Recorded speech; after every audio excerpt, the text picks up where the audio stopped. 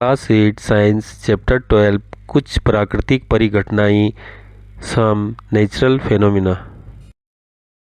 प्राकृतिक घटना ऐसी कोई भी प्राकृतिक घटना जिससे मनुष्य के जीवन या सामग्री को हानि पहुंचे प्राकृतिक आपदा कहलाती है। सदियों से प्राकृतिक आपदाएं मनुष्य के अस्तित्व के लिए चुनौती रही है। जंगलों में आग, बाढ़, हिमस्खलन, भूस्खलन, भूकंप, ज्वालामुखी, सुनामी, चक्रवाती तूफान, बादल फटने जैसी प्राकृतिक आपदाएं बार बार मनुष्य को चेतावनी देती है। प्राकृतिक परिघटना एक ऐसी घटना है जो घटित होती है, लेकिन इसका कोई स्पष्टीकरण नहीं है कि ऐसा क्यों होता है। इसलिए प्राकृतिक घटनाएं वे हैं जो मानव भागीदारी के बिना प्रकृति में घटती है। प्राकृतिक घटनाएं कई तरह की, जैसे कि भौतिक, जैविक, रासायनिक आदि में आती है और नियमित रूप से मौसमी, वार्षिक या अनियमित रूप से घटित हो सकती है। प्राकृतिक विनाशकारी परिघटना जैसे कि भूकंप, बाढ़, ज्वालामुखी, विस्फोट, सुनामी, भूस्खलन, सूखा आदि को प्राकृतिक संकट ही कहा जाता है। प्राकृतिक घटनाओं को एक स्वाभाविक रूप से होने वाली प्रक्रिया के रूप में परिभाषित किया जा सकता है, जो बिना किसी मानवीय इनपुट के होती है। प्राकृतिक परिघटनाओं के उदाहरणों में मौसम, गुरुत्वाकर्षण, कोहरा, गड़गड़ाहट, ज्वार, कटाव, जैविक प्रक्रियाएं और दोलन आदि शामिल है। हमारे सामने प्राकृतिक परिघटनाएं हो सकती है जैसे हिमस्खलन, भूकंप, लहर, भूस्खलन एवं मिट्टी का बहाव, ज्वालामुखीय विस्फोट। प्राकृतिक परिघटनाओं में तड़ित, जब एक वस्तु दूसरी वस्तु से रगड़ खाती है उस समय वस्तुएं आवेशित हो जाती है। यही आवेश जब अधिक हो जाता है तो विद्युत भी इसके प्रभाव को नहीं रोक पाता है। उसमें से जो चिंगारियां हमें आसमान में दिखाई देती है उसे ही हम तड़ित कहते हैं। आवेश मुख्यतः दो प्रकार का होता है। नंबर 1 ऋणावेश, नंबर 2 धनावेश। हम आवेश को विद्युतदर्शी की मदद से देख सकते हैं। विद्युतदर्शी की मदद से यह पता भी लगाया जा सकता है कि किसी वस्तु के ऊपर किस तरह का आवेश है।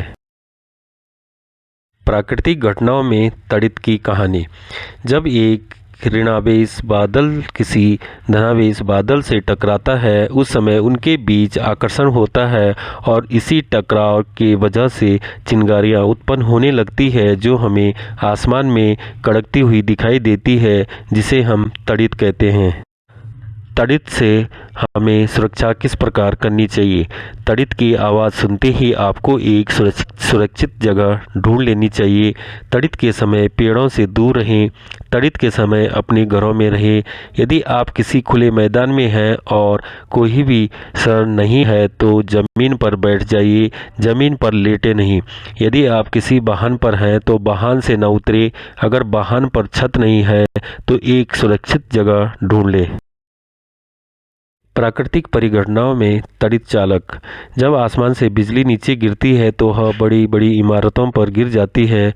उससे बचने के लिए हम एक धातु की छड़ अपनी छत पर लगाते हैं जो जमीन से जुड़ी होती है। जब भी कोई आवेशित बादल और छड़ के आसपास से गुजरता है तो वह छड़ उसका सारा आवेश सोख लेती है। इससे भवन सुरक्षित रहता है। प्राकृतिक परिघटनाओं में से भूकंप, जब धरती की गहराई में कुछ हलचल होती है उस समय जमीन हिलने लगती है, जिसे हम भूकंप कहते हैं। भूकंप मापने के लिए हम रिएक्टर पैमाना या सिस्मोग्राफ का इस्तेमाल करते हैं। रिएक्टर पैमाने पर 7 या इससे अधिक का भूकंप बहुत तबाही फैला सकता है। भूकंप से हम सुरक्षा कैसे करें? यदि आप घर में हैं तो किसी मेज के नीचे छिप जाएं। ऐसी ऊंची और भारी वस्तुओं से दूर रहे तो आपके ऊपर गिर सकती है।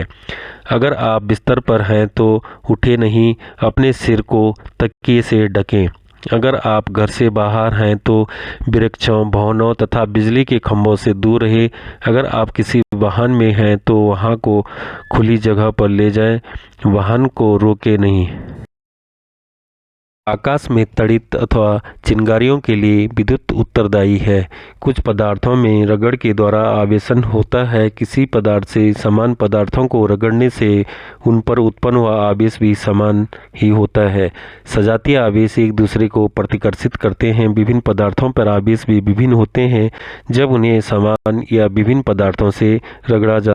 विजातीय आवेश एक दूसरे को आकर्षित करते हैं। आवेश दो प्रकार के होते हैं, धनावेश और ऋणावेश। रगड़ने पर उत्पन्न विद्युत आवेश स्थैतिक होते हैं। स्थैतिक आवेश स्थिर रहते हैं अर्थात गति नहीं करते। गति कर रहे आवेश को विद्युत धारा कहते हैं।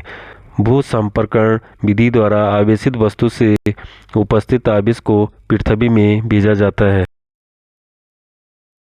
विसर्जन होता है जब दो बादल एक दूसरे के निकट आते हैं। बादल पृथ्वी के निकट आते हैं। बादल और मानव शरीर निकट आते हैं।